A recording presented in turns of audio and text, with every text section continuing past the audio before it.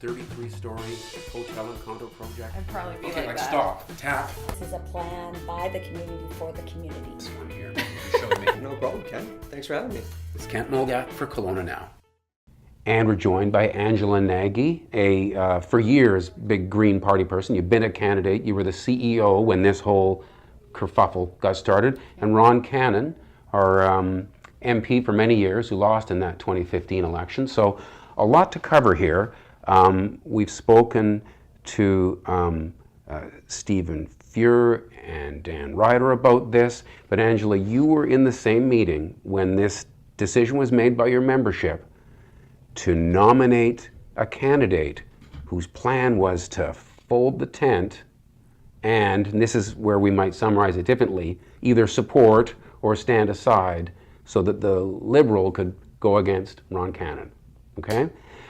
Where did things go wrong in your mind? Well, it started to go wrong at that nomination meeting where it was stated by the candidate and then again when I sought clarification that there would be no announcement of the partnership until the details of that had been vetted by the Green Party of Canada. And the membership at that meeting was assured that the Green Party of Canada would be consulted and that everything that happened would be in accordance with their wishes. As it turned out, it became publicly known, there was a news release put out right away, that in fact this alliance was underway. Right, so despite the fact that they had reassured the membership that this would not be going public until the Green Party of Canada had confirmed how or if this would be allowed, a press release was issued which started a misinformation campaign. Okay, so subsequently, I guess there were a lot of complaints about this, and the Federal Elections Commissioner reviewed all of that and came up with one issue that he had, and that is that the use of some Green Party signs was a non-monetary benefit to the campaign that was not in accordance with the Elections Act. But he called it unintentional, and it wasn't really recommending any further action, and there was agreement that an agreement with Dan Ryder, the agent for the candidate, that they wouldn't do things that way in the future. So case closed, right? Well, I disagree that the case should be closed. They also mentioned, so a couple of things. I raised on multiple occasions that I believed the use of the signs would be in contravention of the Elections Act. Multiple emails, multiple phone conversations. It also turns out that the Green Party of Canada said to the group, to Dan Ryder, to Gary Adams, the candidate, there is no partnership between the Green Party and the Liberal Party. There may not be any endorsement of another party or their candidate by the Green Party or the EDA. You may not use Green Party signs or logos in order to support another party or its candidate. Okay, so you have a problem with how they put their plan into place, that it wasn't in accordance with what people who voted this way at the nomination meeting agreed to.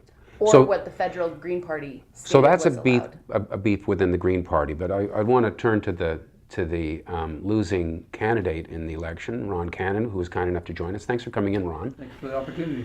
So we have this noted violation of the Elections Act. Is it a big enough deal that you would advocate for, I don't know, a by-election? Well, I appreciate the fact that there was an extensive investigation, went over 2 years, and Elections Canada sent the letter last week indicating that there was a contravention and went through. It's been a long-standing policy, they said, of theirs that had been contravened.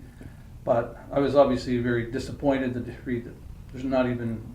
there's no consequences. Basically asked for forgiveness rather than permission. And thanks for coming out. Have a nice day. We got our way. And Mr. Dan Ryder, I understand he's a very smart UBCO professor. He's indicated he spent a lot of hours coming up with this idea, working together, and knowing that you're contravening the laws of our land that rule our fundamental democracy of our country. Yeah, I think there should be some consequences. Some people have come to me and said, yeah, there should be a by-election. Whether that's the right outcome, I'm not here to judge that. I just think that there should be something more serious than just a slap on the hands and say, thanks for coming out, sorry. Notwithstanding what Angela has said about how what happened seemed to be out of concert with what everybody expected to happen. The elections commissioner decided that the only violation was the use of really a small number of signs at some point during the campaign, worth of, a few $100s worth of signs. It doesn't seem like something that would have swung an election.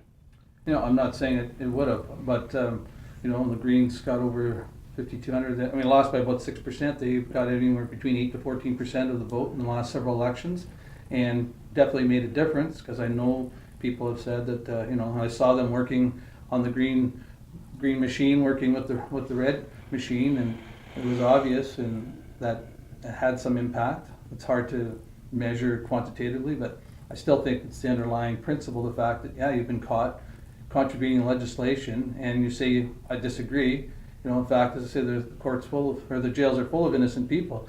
There's got to be some consequence of a breach of legislation, and why you put a Green Party sign out when you don't even have a candidate running. The candidate's removed. Right. I mean, the legislation needs to be changed as well. I went door knocking, and I knocked on Gary Adams' door by coincidence. He had a red and a green sign there, and one of my volunteers said, "You might as well put a blue sign there, right?" Had some fun and had a good conversation, and I just think that from there's definitely the integrity of the process. There's ethics, there's morals. Right. There's So it sounds like you're unsatisfied with the status quo, like this report comes out and leave it there. But you're stopping shy of declaring the election invalid. No, I mean, the fact is that Canadians will decide that. I think the community needs to, if they think there's injustice done. I personally believe there should be more serious consequences, whether that's a by-election or not. Angela, where do we go from here? I mean, you've made your points. You think that, it sounds to me like you feel that the other members of the Green Party constituency locally weren't given a fair outcome on this. But do we just go ahead and try to have things turn out better next time, or should there be more consequences? Yeah, I mean, I believe that the Kelowna electorate didn't get a fair chance, because the Kelowna electorate was led to believe that there was a partnership between the Green and the Liberals, which did not exist and was not authorized by anybody. We did see a partnership, but it wasn't authorized. Exactly, and that's so. But it was suggested that it was formal. There were multiple comments in social media, the use of the signs. There were so many things that made it look like there was a partnership, which is misrepresenting to the electorate what's happening. And Section 482 of the Elections Act suggests that every person is guilty of an offense who by any pretense or contrivance induces a person to vote or refrain from voting for a particular candidate in an election. And I believe that there was a long process and plan in place to have a partnership in order to encourage Green Party voters to vote for another candidate. However, that partnership was not allowed to happen. So what now? And yet the parties made it look like there was. Well, I would love to see this challenged in court. I would love to see the Elections Act looked at to make sure that this doesn't happen. We see Russian meddling in elections. Okay, you'd love to see this challenged. Local. Do you mean the results of the 2015 election? Not necessarily the results of the election, but the details of what happened, of what went down, and how that could be done again to manipulate the outcome of another election. So you're not satisfied with the Elections Canada investigation? No, I have nothing against Stephen Fuhrer. It's nothing. It's not personal. It's about democracy and the perversion of our democratic system. Absolutely, the process. That's I agree too. So you'd like to see it bumped up for a court to have a fresh look at it? I would. And you would think the same? Absolutely. No, I said, MP Fuhrer, he's the member of parliament, he got more votes than I did, and the fact that the process has now shown that it wasn't, properly followed, that's, really shocking in my mind. It was brought to my attention by members of the Green Party after the election, and I talked to my campaign team, and they said, well, we need to have somebody look into this, and that's found out with Elections Canada. There was numerous complaints, and like I said, it took over 2 years. They had over 20 people that they interviewed, and then went through an extensive investigation, and to find out that they're happy that it was unintentional according to their line. I disagree. And Section 482 is actually raised in the letter that I received from the Elections Commissioner, but they suggested that there wouldn't be enough evidence to support that, which I think if you went looking for the evidence, you could find it. Evidence that there was any deliberate misleading. That's sort of the key part of that. That it changed how people voted. So it sounds like Ron, if I could paraphrase, you're going to wait to hear what other people in your party say should happen next, but do you have any plans, Angela, to sort of put this forward to try to get it before a higher court? I'm personally not going to take this to a higher level of court, but I would absolutely support another party in providing further evidence like I did to the Elections Commissioner to stand up for something that I believe. Well, I believe that, having elections fought fairly is an important issue, so I think we're all on the same page. Right. it's a good discussion I think we would all agree on. Thanks very much for coming in today. Thank you. Thank you so much. And thank you for watching Kelowna Now.